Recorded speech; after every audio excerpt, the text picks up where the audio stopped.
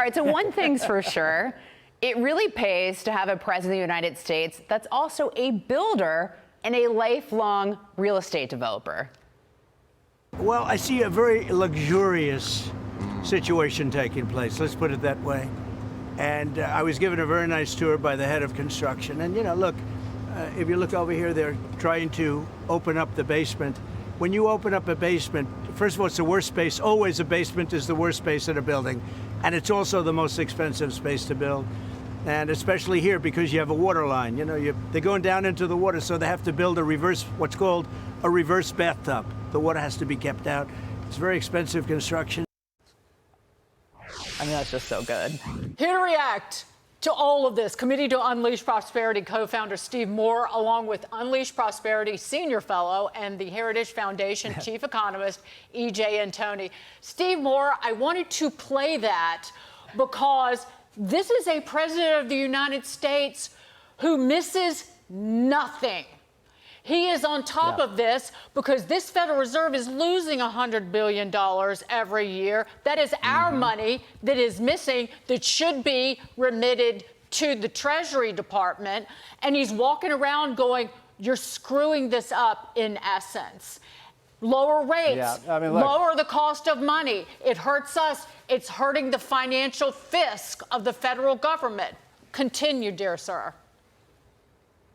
Well, let's start with this building, because I think it is an incredible scandal. And it's not even about the $2.5 billion. By the way, $2.5 billion, what are they building over there? The Taj Mahal, the Empire State Building? I mean, that is an outrageous sum. And one of the things about Trump, remember when all the complaints about how Trump sometimes wouldn't pay the contractors' bills? You know why? He wouldn't pay the contractors' bills until they did it right. And they did it under budget. But $2.5 billion should cost $2.5 million.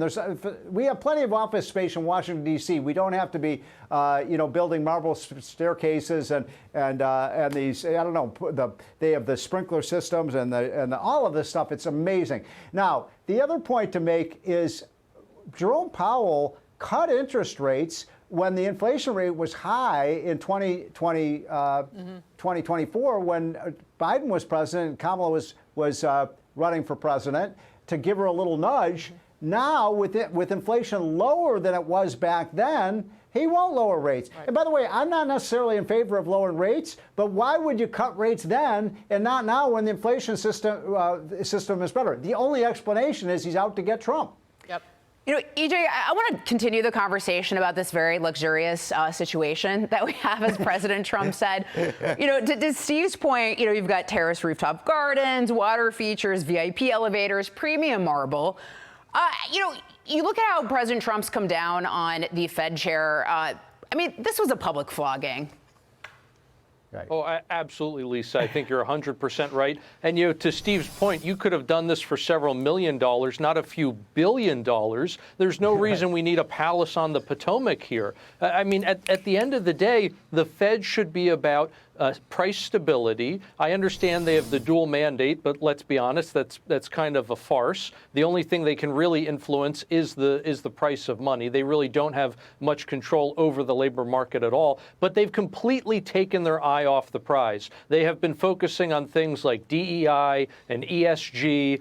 They've been focusing on things like these luxurious renovations, and also, as Steve said, trying to get their preferred candidate across the finish line last fall. So meanwhile, every time they take their eye off the prize and focus on some other nonsense, the American people suffer, because we're the ones that deal with inflation. We're the ones that deal with these violent fluctuations in credit conditions. Notice it's never Powell and his cronies that have to deal with the ramifications of their own actions. It's the rest of us. Steve. Can I just add one thing? Hold on. Can I just add one thing to what EJ was just saying? Actually, they do have to pay the consequences, because did you notice they said the reason all these cost overruns is because of inflation? Gee, where did all that inflation come from? Who caused the inflation? The Fed did. It's so ironic.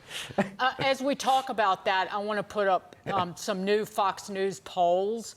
And this is troublesome. And I'm going to tie these two questions together, Steve. But right now, on inflation, the Democrats have a 1-point advantage over Republicans on the issue of inflation. The Republicans 2 years ago, 12-point advantage. the Republicans have lost any advantage on inflation. And on that note, though, so a lot of this is focused on because people view inflation as high interest rates, like it or not. But what can be controlled is what the Treasury Secretary is doing. He was talking about, to Larry Kudlow earlier, Scott Bassett, he wants to go through, he wants to do a top to bottom review of the Federal Reserve outside of monetary policy and the kind of mission creep that has happened and the costs of managing this giant staff. But then also you see what Besson is doing at the IRS, cutting the workforce, Steve. Well, the one thing that puzzles me about what you just said is that Fox poll. It makes no sense to me because the inflation rate on average when Biden was president was, what, 5 or 6%. It went as high as 9%. The inflation rate right now, according to the latest numbers, to 2.7. That, we'd like it a little lower than that, but that's pretty close to the sweet zone of where we want it. So the facts are the facts, which is inflation is much lower under Trump than they were under Biden, both in his first term and his second term. I mean, look, there's a percentage of population that just hates Trump, so they're never going to say anything good about Trump. But we're at the beginning of a boom, and it's begun. And as the weeks go by, you're going to see those numbers continue to get better as people see higher salaries and lower inflation. Well, it's because prices don't fall, and prices rose 20%, and people think of it's not the inflation rate, it's prices are not falling, which is in essence a good thing. But go ahead, Lisa. Well, yeah, EJ, real quick. So you look at this workforce cut to the IRS. The criticism is that, this is going to let rich tax cheats off. But if you look at over 60% of new audits are people making under $200,000. We're talking about middle-income Americans, lower-income Americans. Yes. Real quick, like 30 seconds. Lisa, you're absolutely right. We were told by Janet Yellen and Joe Biden that they needed to hire all these people at the IRS so they could audit the millionaires and billionaires and get more revenue out of those folks. That never happened. Instead, they hired a bunch of DEI people at the IRS. And that's primarily the focus now, where we're axing all of these jobs, all of these folks who aren't actually adding any value to the agency. And I'm sure you're going to see, despite that huge percentage of the workforce leaving, you're not going to see any decrease in government revenues. In fact, tax receipts were up last month. Well, and it's welcome news to Americans listening. So, Steve Moore, EJ Antoni, you guys are so brilliant. We appreciate you joining us tonight. Thank you. Thanks, guys. Thank you.